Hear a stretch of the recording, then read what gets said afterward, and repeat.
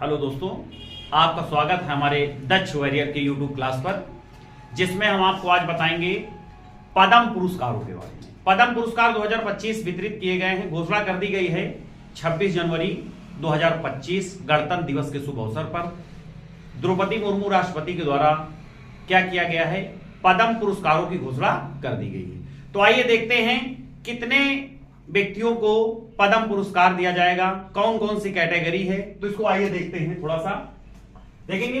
पद्म पुरस्कार हेडिंग में लिखा है पद्म पुरस्कार 2025। पहले आपको बता देते हैं इसकी शुरुआत 1954 में हुई। 1954 में इस पुरस्कार की शुरुआत हुई। तो इसका नाम था, इस पुरस्कार का नाम था नागरिक पुरस्कार। कौन सा पुरस्कार हुआ करता था? नागरिक पुरस्कार। 8 जनवरी 1955 को इसका नाम बदलकर कर दिया गया पद्म विभूषण, यानी कैटेगरी वाइज बांट दिया गया। पहला नाम रखा गया पद्म विभूषण, फिर रखा गया पद्म भूषण, फिर पद्म श्री।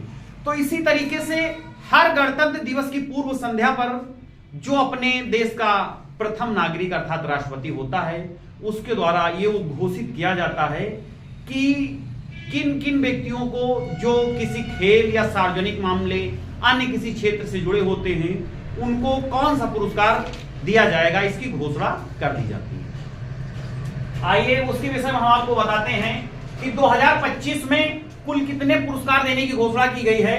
तो आप देख पा रहे हैं, लिखा है कुल 139 पदक दिए जाएंगे। कुल 139 पद्म पुरस्कार दिए जाएंगे, जिसमें पहला देखेंगे पद्म विभूषण, है ना।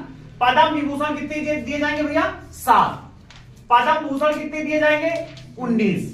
और पद्म श्री कितने होंगे? 113। ये ध्यान रखेंगे। आप देखेंगे 7, 19, 113 दोनों को जोड़ेंगे, तीनों को जोड़ेंगे तो कितना आ जाएगा? 139। कितना आ जाएगा भैया? 139।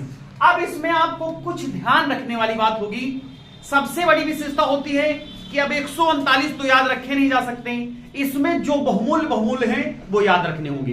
जैसे जो 7 पद्म विभूषण पुरस्कार दिए गए हैं, उनको आपको ध्यान रखना होगा। उनको ध्यान क्या, आपको दृष्टिगत बार बार पढ़ के याद ही कर लेना है, क्योंकि ये एग्जाम में 200%, 100% की प्रायोरिटी रखते हैं, आना ही आना है कहीं ना कहीं। तो आइए आपको हम अवगत कराते हैं किसको किसको दिया गया है। पद्म विभूषण जो 7 दिए गए, उसमें पहला नाम आता है श्री दुव्वर नागेश्वर रेड्डी। श्री दुव्वर नागेश्वर रेड्डी ये किस राज्य से? ये टी का मतलब है तमिलनाडु से है। कहां से भैया? तमिलनाडु से हैं। और किस क्षेत्र से संबंधित हैं? किस क्षेत्र से संबंधित है? अच्छा, ये तेलंगाना से हैं। तो टी का नाम कहां से है? तेलंगाना से। कहां से है भैया? इसको आप चेंज कर लीजिएगा, तेलंगाना ना। और क्षेत्र कौन सा आएगा? मेडिसिन। कौन सा क्षेत्र है? मेडिसिन। मेडिसिन क्षेत्र से संबंधित है। अगला नाम आता है न्यायमूर्ति श्री जगदीश सिंह खेहर। क्या नाम मिलता है? न्यायमूर्ति श्री जगदीश सिंह खेहर। ये चंडीगढ़ राज्य से। कहां से हैं? चंडीगढ़ राज्य से हैं। और इनका जो मामला है किससे जुड़े हैं, किस क्षेत्र से जुड़े हुए हैं? तो इनका सार्वजनिक मामले। कौन से मामले हैं? सार्वजनिक मामले। इनको आप लोग याद कर लीजिएगा। अगला नाम मिलता है श्रीमती कुमुदनी रजनीकांत लखिया। क्या नाम मिलता है? श्रीमती कुमुदनी रजनीकांत लखिया। किस राज्य से संबंधित है भैया? तो गुजरात से संबंधित है। कहां से? गुजरात से। और कौन से क्षेत्र से संबंध है? तो कला से संबंध है। कौन सा क्षेत्र है? कला। अगला नाम मिलता है श्री लक्ष्मी नारायण सुब्रमण्यम। क्या नाम मिलता है? श्री लक्ष्मी नारायण सुब्रमण्यम। ये किस राज्य से संबंधित है? कर्नाटक से। और क्षेत्र इनका भी कौन सा भैया? कला। अगली विशेषता, अगला व्यक्ति देखेंगे कौन मिलता है? श्री एमटी वासुदेवन नायर। क्या नाम मिलता है? श्री एमटी वासुदेवन नायर। इनका देखेंगे, इनके विशेषता में इनके स्टार लगा लेना है इसमें थोड़ा सा। ये मरणोपरांत है। मरणोपरांत यानी कि मरने के बाद इनको इस पुरस्कार से विभूषित किया जाएगा। और संबद्ध राज्य कौन सा भैया? इनका केरला। कौन सा है? केरला। और इनका जो क्षेत्र है कौन सा है? साहित्य और शिक्षा से संबंधित है। किससे जुड़े हैं? साहित्य और शिक्षा से। अगला नाम मिलता है श्री ओसामू सुजुकी। क्या नाम मिलता है? Shri Osamu Suzuki. किस? ये भी, हाँ, इनके भी स्टार लगा लेना है आपको याद करने के लिए। ये भी मरणोपरांत है। कैसे हैं? मरणोपरांत। इनके विशेषता है, इनके विषय में थोड़ा सा ज्यादा आपको ध्यान रखना है, क्योंकि ये अन्य कंट्री से बिलोंग करते हैं। ये जापान से हैं। इनका मामला जुड़ा है किससे? किस क्षेत्र संबंध है? तो व्यापार और उद्योग से। किससे जुड़े हैं? व्यापार और उद्योग से। अगला नाम मिलता है आपके सामने श्रीमती शारदा सिन्हा। हाँ, अभी हाल ही में आप देखेंगे बीपीएससी का एग्जाम हुआ था जिसमें पूछा गया है कि बिहार कोकिला के नाम से किसे जाना जाता है, तो बिहार कोकिला के नाम से जाना जाता है श्रीमती शारदा सिन्हा को। इनको 2025 में पद्म विभूषण पुरस्कार से पुरस्कृत किया जाएगा। तो आइए देखते हैं। इसके बाद अगला नाम मिलता है, हाँ, श्रीमती शारदा सिन्हा मरणोपरांत हैं और संबद्ध राज्य कौन सा है? बिहार। ये ध्यान रखना, कौन सा राज्य है? बिहार। अच्छा, ये किस क्षेत्र से संबंधित है? कला से संबंधित है। किस क्षेत्र से? कला से।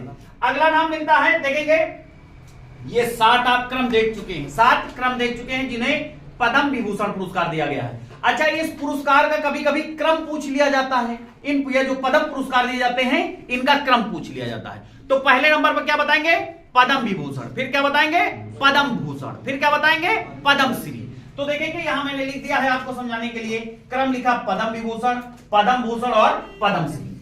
अभी आप देख पा रहे हैं कि पद्म भूषण जो पुरस्कार दिए गए हैं वो 19 दिए गए। कितने दिए गए भैया? 19। अब 19 को तो याद रखना थोड़ा सा हमारे लिए क्या है? दिक्कत का विषय है। तो हम जो एग्जाम ओरिएंटेड व्यक्ति हैं, यानी जिनके ज्यादा चर्चित विषय हैं, है ना, उनको आपको ध्यान रख लेना है। आप आराम से क्या है, अगर एग्जाम में ऐसा क्वेश्चन बनता है तो आराम से आप क्या है, नंबर निकाल लाएंगे। तो देखेंगे इसमें आपको पद्म भूषण पुरस्कार जो दिए गए हैं वो 19 दिए गए हैं, जिनमें हम आपको 4-5 नाम बहुमूल्य लिखे हैं, उनके विषय में आपको अवगत कराते हैं ना। जैसे पहला नाम मिलता है श्री विवेक देवराय। क्या नाम मिलता है? श्री विवेक देवराय। ये मरणोपरांत है, ये मरणोपरांत हैं। ये प्रधानमंत्री के आर्थिक सलाहकार थे। क्या नाम थे?